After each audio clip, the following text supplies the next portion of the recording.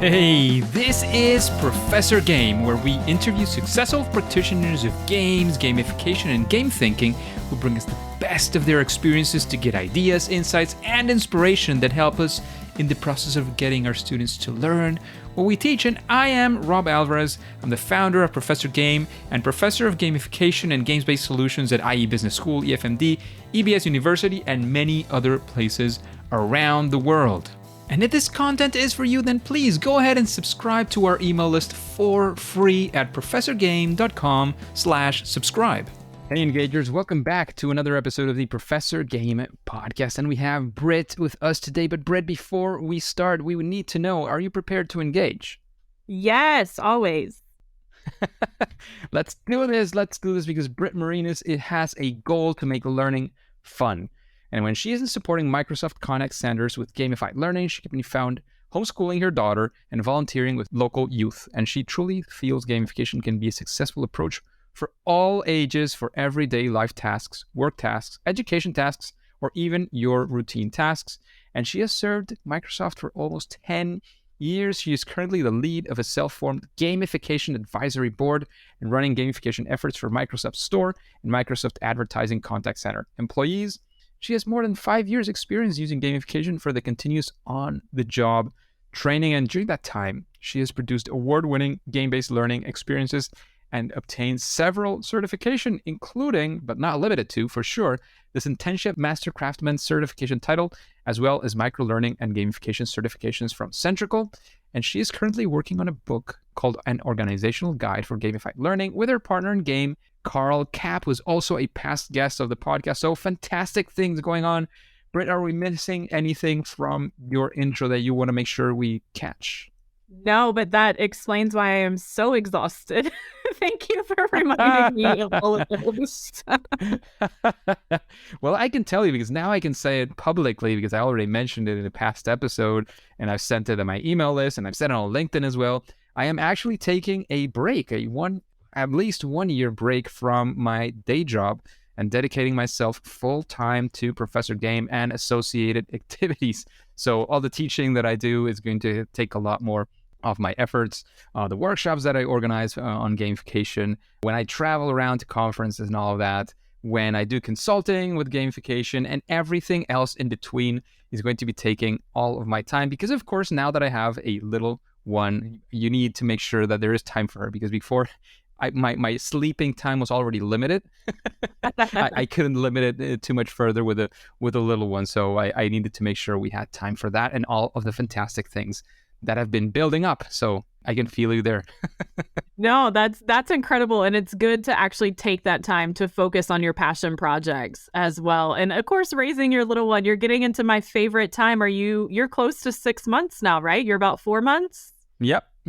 She just made 4 months. I love it. I love that phase when they start sitting up and eating and their personality starts forming. So yeah, you're in for the road now. They're going to start crawling, walking, saying no, all the fun. Yeah. Very soon I'll have to change everything around our home. Yes. So she doesn't get electrocuted or anything worse. Yeah, and I see you like hiding in a closet at the wee hours doing Professor Game when you can get a free moment of silence. But it's going to be totally worth it for sure. No, actually, I did some like in anticipation, and at the time I was kind of hesitant, and I said like, this is too much of an effort. But we soundproofed, again, not studio quality really or something, but we soundproofed with the room where I'm at right now, which is our studio. Now I shared with my wife. We both work from here. And it's whilst it's not perfect, she could probably be screaming in the next room, right? And we would, maybe I would hear it, but the recording wouldn't, and you definitely wouldn't as well. So, I have a little bit of fail-safe on that one, but everything related to my video games and board games is on a library that is right next to the floor. So that's going to have to change, yeah, for sure. Absolutely. It's well worth it though. Absolutely, for sure. So Britt, we always want to know, because it is not too common to have somebody who is working in a huge tech or non-tech company that is actually doing gamification, that has a person who is really dedicated to doing gamification to whatever capacity, right? So We are especially curious today to know, what does your day look like, or days look like? What does it feel to be Brit Morenus and do gamification at Microsoft? And all the other things, of course, that you do. Yeah, I mean, honestly, during the work week, I mean, this week I'm struggling to wake up, right? Daylight savings hit like like a storm. But once I get going, it's quite funny. So Microsoft Store as well as Microsoft advertising teams, both of which I support, are global teams. So there's many a days where I actually am working before the kid's even awake. So before mom duty picks up, get a couple calls in, a few emails, kind of settle my day. And then I do take our child, we do homeschool her, but she has a like hybrid program that she goes to. So there's kind of a different program each day, which she gets to live just this awesome life. But I'll go and I'll take her and drop her off. And then I come back and it's plug away. I would say meetings are pretty much like 75% of my day, Monday through Thursday. And then my entire team has now implemented what we call Focus Fridays. So we try not to have any meetings and just bust out all of the action items on Friday there where we're focusing. But just like the mornings, there's a lot of time where I flex in the afternoons once the child is back home. And then I get back online after her bedtime so that I'm there for the start of Asia's day and so forth. So it's all over the place, kind of like you mentioned before dropping out of the full-time world. But yeah, so the meetings are going to be with stakeholders. It's finding out where the problems are, figuring out how training might be able to help. And I try to meet them where they already are. So the meetings that they have scheduled, maybe with our contact centers, maybe with each other, maybe with our product builders that are like at a different part of the company, right? Because it is a pretty big company. So I'll join meetings that are already out there as much as I can without having to, schedule just with one person here and there, and try to listen in so I can like proactively find those opportunities for training and that kind of thing. And then the 25% of my day, Monday through Thursday, when I'm not in calls, I'm creating content, which probably seems crazy. But as you mentioned earlier, I'm 5 years in now to running gamification for Microsoft Store. I'm a year in to running for the advertising team. So I do say I could do gamification in my sleep, and I actually probably could. So creating the content doesn't take as much time for me anymore, although we continue to try to diversify our styles. So of course, that does take a little bit more time as you massage a different idea or try something new. But yeah, lots of meetings, lots of ideas, and then lots of content time. A lot of time, a lot of things going on. It sounds absolutely exciting and amazing for sure. And Brit, being in the corporate world, I've been there in big corporate as well, not big tech, but big corporate. I know that there's many NDAs and many things you can and can't say. So whatever direction you want to take, and as specific as you can, but not more than you can for sure.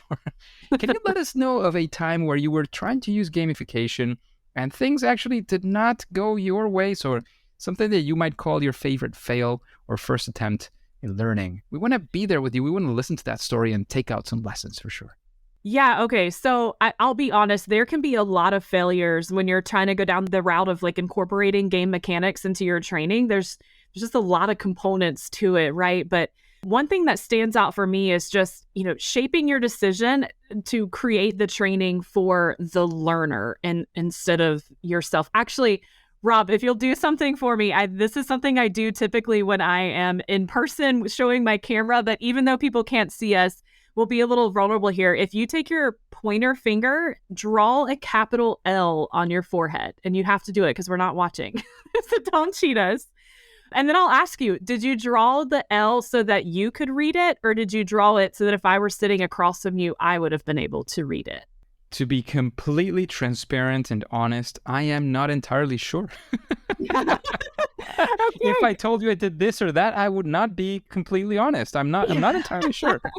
So I think I was trying to make it so others read it, but I have no idea what came out. We need to get you a mirror in your studio.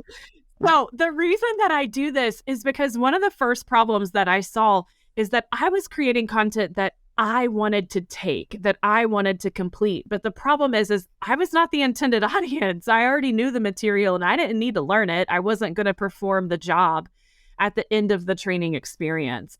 And so what we tell people in these conference experiences is if you drew it for yourself to read, you probably don't realize you subconsciously are also worried about your own motivations, your own learning styles, et cetera, et cetera.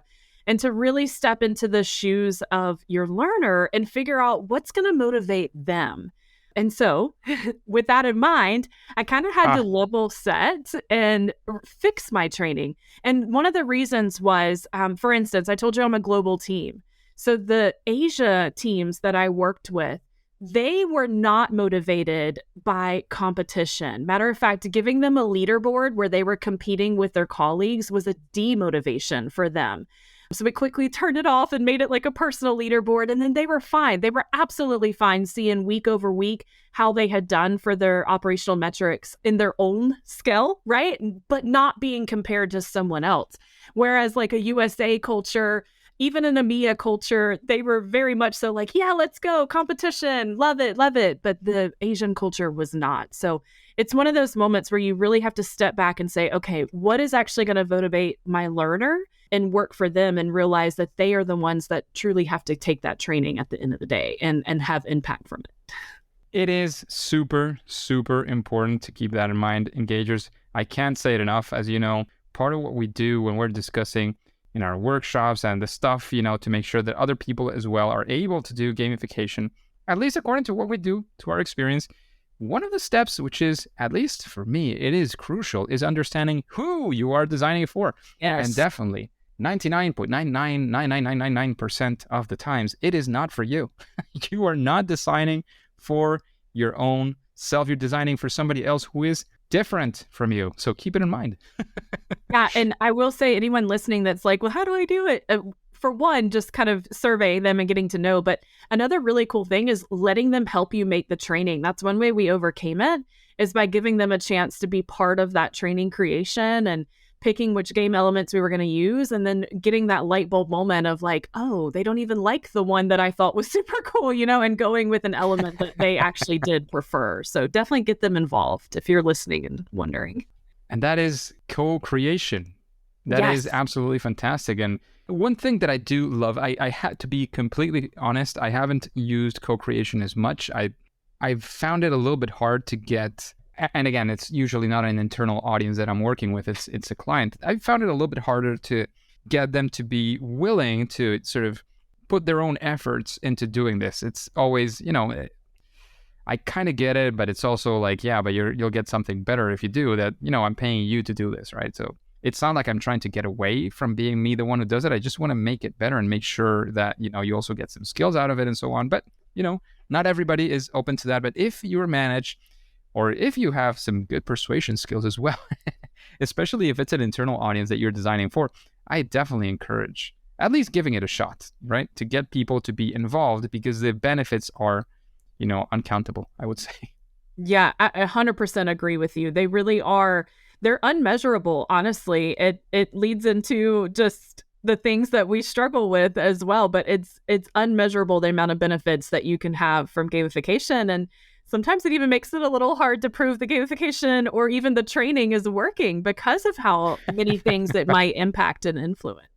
Absolutely. Absolutely. So Brit, let's turn this around entirely and actually go for a story where things did go well. One of those moments, maybe a proud moment, however you want to go for it, however you want to mention it, because we want to be there again with you. See, perhaps instead of some learnings, we want to see here some of the success factors, perhaps. I don't know. Take us on that tour, because we want to be there with you and we want to take those lessons away. Yeah. So what I can say is we obviously had training, 6 years ago before we started 5 years ago with gamified training. But the reason that we decided to pick it up is we weren't consistently hitting our operational metrics, something like customer satisfaction to be specific. And so they're kind of like, okay, it's like you could train someone and then it would get better for a bit of time, but because you weren't again training them, it would obviously start to slip, to feed off. I don't even know how to put it into the right words, but you would see the metrics start to slip down again, and they wanted the consistency, right? So we came in, we started this gamified program mainly because gamification can be very engaging. It's motivating, yes, but it can be engaging. It brings you back. You want to do more. You want to do better. You want all the rewards that are kind of tied within that game system. So that really helped us engage our learners in making them kind of want to do better on their own as well. They obviously have commissions and things that are tied to their operational metrics, so that's also a good improvement, but they can't get that if they're not consistently keeping their metrics where they are. So anyway, keeping the consistent metrics was our problem. And it did take a little while, but we eventually got to the point where our metrics were finally consistent. And I think we all breathed a breath of fresh air. And we've been there now for 2 years. And the examples I have is things like COVID or even just new product launches or inventory shortages. In the years prior to meeting our metrics, it would have caused these massive drops, right? Like nothing consistent. It would have just been this deep dive in a metric where you then have to really pull back up and go make sure you can address those customers again and figure out what happened. But after we saw the gamification implemented in that continuous on-the-job training, which is what we use in our gamified learning tool, we saw that in those hard times, it didn't dip like that. It actually stayed really close to metric, as if they were able to hold on even in those ambiguous times, which was really, really cool. Huh. Yeah, I can say too that from our learners, because of course we asked, they told us that they had started to actually trust the game, which just warmed my heart and it gets me out of bed when I'm struggling in the morning.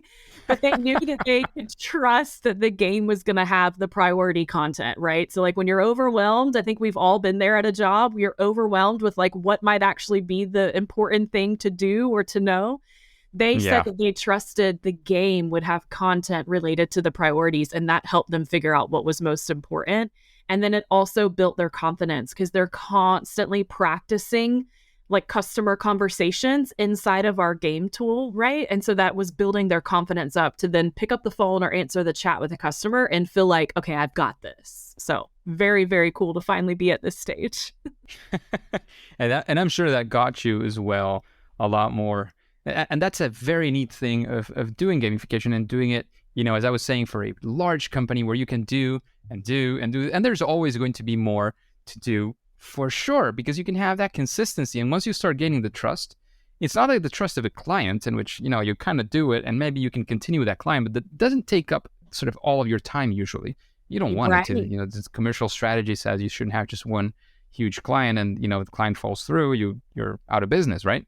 So that's kind of something you don't want to do. But if you are working internally for this, gaining that trust, right, makes such a huge difference, right? Yes. Because once you have it, and people are trusting what you're doing, it's easier to do the next thing. And then the next thing gets easier once again, because you again achieved your objectives and so on and so forth. So I'm sure it was a very, very exciting time. I'm actually excited for you, Brit.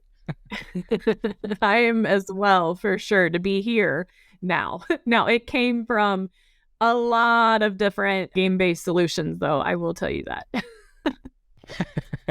I'm sure. So, Brit, you're writing a book, right? You've mentioned all the time that you've been working on these things. Do you have, or what is actually, more than do you have, what is your structure? What is your process? How do you approach a project when you want to use gamification, especially this specialization that you have on learning, which is definitely one of our main and central core topics here at Professor Game? Yeah, so like I mentioned, we come at it so many different directions, and thankfully it is working. They have to bear with me because of my own game passion here. I mean, I hit them with gamification, with game-based learning, also with the gamified LMS. I mean, it just comes from all angles, but they accept me, which is great. And I'll also explain a little bit more. So when I was talking about the content, and you just said it yourself, like letting things work for you so that there's a lot of work at the beginning, but eventually there's not as much more work to do, right? We are so very lucky at Microsoft to be able to use a platform called Centrical. And if you haven't looked into it, it's Centrical. Centrical is basically an LMS, but it's a gamified LMS. So what we actually do is you pick a narrative, you have a customized avatar that you are playing with, you're able to give and receive kudos, you earn badges, you can share best practices or like give hints and helpful tips and things to your peers. You can also opt in or out of the leaderboard depending on what you want to do, and just so many more game elements, all within the tool itself, which then allows me to set all of that up and strategically release them, not all at one time, right?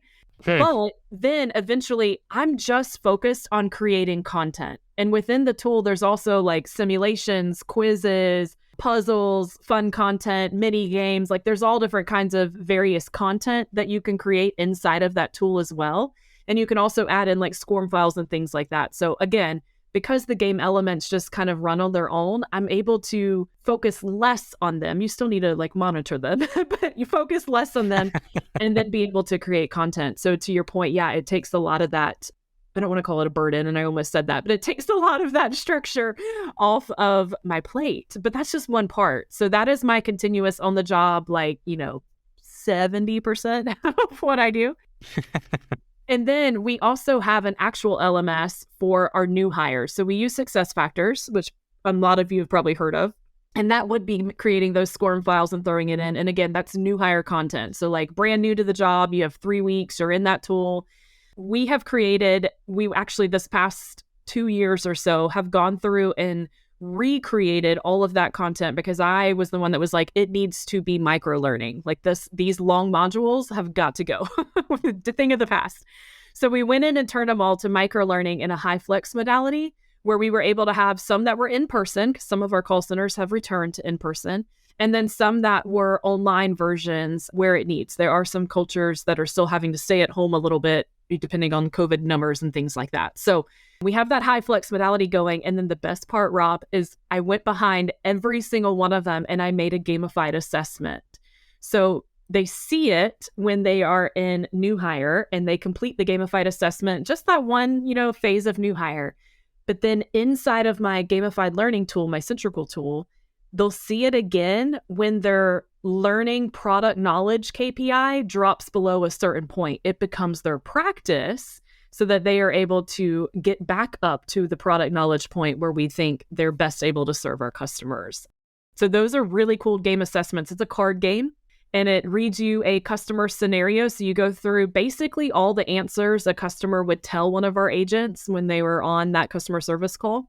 And then the agent gets to decide which product they would suggest that customer purchase, based on solving the customer's needs. So it allows them to practice and, Surface, Xbox, Windows, Office, all the things, right? Which is really cool. And then inside of that assessment, there's like trophies to earn per all the levels for the different products and coins that you're collecting. There's helpful hints that pop up. And of course, there's bonus cards too, where we talk about market comparison. So I don't know, Rob, if they want to know what compares to, a device that might have a picture of a fruit on it, they can do a little bit of that practice to see what product we have that might compare with it. So it's just fun. It's fun. So we have, game-based learning, gamification, a whole gamified LMS, and they all work together just to make sure, again, that there's good training being delivered from the first point, but then that continuous learning on the job so we can stay up to speed with our knowledge. That sounds absolutely amazing. It seems like you almost have it all figured out. I like to think so, but then something will come up and we'll make something else to as it should. Amazing. So thank you for that process and for all those tips that you gave right there. Yeah. It's definitely fun. I say the more the merrier. Some people will tell me not to to slow down, but it works. And again, I'll reiterate, this is like years of stuff, right? Compiled in. So obviously no one would start with all of these projects at once. Amazing. Just a quick break before we continue. Are you enjoying this podcast? If you're listening through a podcasting app, please subscribe and rate us on the app.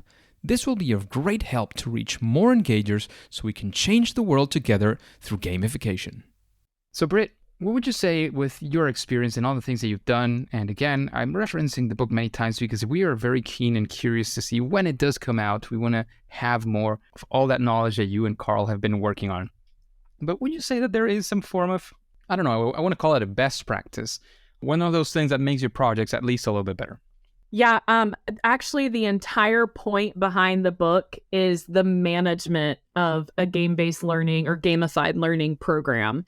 And I have to say, this is probably not the answer you're expecting, Rob. I'm not going to tell you like you must have an Easter egg. But what you need is a program manager, or at least a group of someones who are managing that gamified learning program. I mean, it is crazy. We've talked a little bit about today, but it's crazy the amount of things you can do with gamification, and someone's got to be there to take charge and manage it. You need predictability. Your learners need to know that things are coming. Like I talked about, them trusting the content was going to show priorities. They need that accountability with their content. But you also need someone to research the learners, right? And understand their motivations and pick the game elements you're going to use. You need someone analyzing your content. What in the world is the point of delivering content if you don't even know if it worked and drew impact? So someone's got to do like a training measurement plan and figure out maybe how you're going to edit and when you're going to re-release it again and things like that, and how to spice up the experience, months down the road if it is no longer engaging or motivating, or, you have a wave of new hires or whatever it might be. So yeah, definitely, I think, and it's in the book, but the number one key is that program manager, or at least the people that are dedicated a certain amount of time to that gamified learning program. Amazing. And it's definitely one of the things that I like a lot about that answer is that it is entirely new for us. I don't think anybody had mentioned something like that before. So thank you for that recommendation, Brit. And Brit, keeping up with recommendations, I'm sure you have many people in mind. You've met many people at conferences, and if you're writing a book, it's the typical thing that at least you've read a bunch of books before that. Yes. So is there somebody that comes to your mind when I say, who would be a future guest that you would like to listen to on Professor Game, answering the same questions that you have? Oh, Rob, you're going to get me in trouble. We know so many of the same people. You already talked to Karl. You could have him again. I would say that Centrical does have an amazing gamification platform. So if you haven't spoken with them, that would be a cool guest to have, just to dive into why they gamified their platform in the first place. It used to be called Game Effective, which I loved, and they've changed it. So I won't tell you why, because it would be great to have them explain about putting the employee at the center of the experience, which, spoiler alert, it's where the title comes from. But I will say too, if I need one person, I would recommend my friend Corey Horde, who has a Lego Serious Play certification. And he is now training in that methodology. And there's something about it that has intrigued me. We're a big Lego family, but as soon as you hear his perspective and just the methodology's perspective, it gives you such a cool spin. And I cannot wait to go to a conference now and lead from that standpoint of like getting your hands dirty so you're a little bit more vulnerable to talk. And by dirty, of course, I mean building Lego so that you forget what you're doing, forget what you're saying, and are a little bit more vulnerable. So really cool concept there. Absolutely. In fact, I got last year my own certification, and I've been enjoying every single time I've had the chance of using it for my workshops. I figured. As you can imagine, I have a bias to using it on gamification, but I'm also looking forward to using it on things that don't necessarily have to do with gamification. Of course, that's going to be harder to find, to come by for me. Yeah, I saw your podcast, the latest one, announcing that you were going to do Professor Game full-time, and I saw the picture, and I was like, I bet Rob has his Legos. Yeah. In fact, I if you haven't heard it, and if you're curious about Lego Serious Play, I have the founder of Lego Serious Play, one of the two, Robert Rasmussen, who was the one who gave me the certification. Nice. There's two, but he's the one who's kept, they sort of split up. They were both employees of Lego. Robert, I would argue, has the biggest certification area, and they've sort of made a 2.0 of the original LSP, and it's absolutely amazing. And the perspective, like even if you've heard of it and you've done it, you go with all these thoughts in your mind, and then you get out and it's like, oh, there's so much more. Yes, absolutely. There really is so much more. And then, like you just mentioned, there's more you can do with it too. It doesn't have to be a training experience, it applies. It might even work to get, your teenagers or something talking to you. So it's definitely worth. No, absolutely. I mean, for me, and I've mentioned this before, and of course, Robert, he is the one who taught me this whole concept, is that it's all about, and you mentioned that you spend a lot of time in meetings, right? Yeah. The typical meeting has one or let's say 20% of the members of the meeting taking up at least 80% of the talking time. At least, right? Sometimes it's even worse, and they take even 100%. And there's other people who are more shy, or, whose voice is not as high, or their position in the company is not relatively so high. So you kind of, don't get their ideas, which is essentially a huge loss, right? Yes. The more brains that are giving ideas, the more variety and diversity you can get, the more perspectives you get. And of course, you get to better conclusions. Again, 99% of the times. There are times when you don't need to have any democracy or any of these things. You just need to go for the executive decision. But when you have a meeting, the meeting is essentially to make decisions and to share things and to have other people's opinions. And he says that the intention and actually the results that you get from a LEGO Series Play is that you get the meeting to be 100-100. So 100% of the people are talking 100% of the time. How does that work? Well, through LEGO Series Play, essentially. Yeah, absolutely. And to actually get things done as well, not just to talk about them, but to get started on the actions. That's what I try to do, at least with meetings. And then there's a perspective. I've also heard about this. I knew a facilitator before going to take that myself. One of the things that she shared with me was, it is true that all of that is true, but it can be a little bit frustrating if, you don't have the actual support from the organization to implement the changes and the ideas that you get from the workshops, right? So you need to have that real backing from the company of, we're going to work on this. This is work. There's a lot of effort. This is not a leisure activity where, people have fun together and that's it. This is actually hard work. This is hard fun. Yes. So if you don't have that commitment beforehand, it can sort of spin around, and all the fun that you had and all the good ideas that you had is going to turn into angry employees because they're going to say, look, I really poured my soul in here, and now you're telling me none of this is getting done. Right. So there's, it's not the dark side of the methodology. It's the dark side of making sure that you get the right people on board. And this is probably a bit more commercial or I don't know, business related rather than methodology related. But I think it is important in any case. It is. We actually did an escape room one time, and it was the same thing. You spend the hour, right, trying to get out, and it was a virtual escape room because we're a global team.